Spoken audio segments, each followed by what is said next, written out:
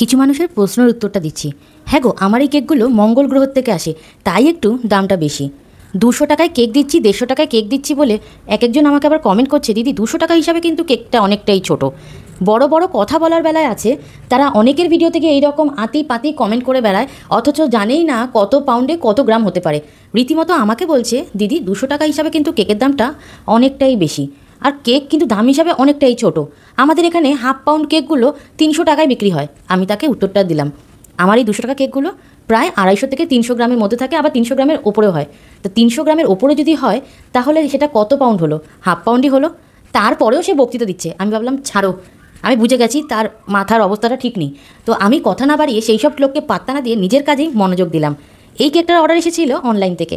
Customer শুধু বলেছিল, তুমি তোমার মনের মতো করে কেকটা বানাও, আমি শুধু টেস্ট করব। কাস্টমার শুধুমাত্র ফ্লেভারটুকু আমাকে বলেছিল, দিদি স্ট্রবেরি ফ্লেভার করো। স্ট্রবেরিটা আমার খুব পছন্দের, তাই ভেতরে স্ট্রবেরি ওপরে স্ট্রবেরি, পুরো স্ট্রবেরি ফ্লেভার দিয়ে ভরিয়ে দিয়েছি। বাকি রইল কেকের ডেকোরেশনের কথা। যখন যেই কেকটা মন দিয়ে বানাই, আর সেই সময় ডেকোরেশনের যেই ফুলটা আমার মাথায় আসে, সেই ফুলটাই কিন্তু আমি কেকের উপরে বসিয়ে দিই। তো মঙ্গল গ্রহ থেকে আনা কেকের ডেকোরেশনগুলো তোমাদের কেমন লাগলো প্লিজ কমেন্ট করে জানিও। ভালো লাগলে অবশ্যই পেজটাকে ফলো করে পাশে থেকো। আর একটা গুড নিউজ রয়েছে, আজকেই সকালে উঠে দেখলাম আমার কিন্তু 5000 ফলোয়ার্স কমপ্লিট হয়ে গেছে। তো তোমাদেরকে অনেক ভালোবাসা। দেখা হবে আবারও নতুন কোনো ভিডিও নিয়ে। সবাই ভালো থেকো, সাবধানে থেকো। হর হর মহাদেব।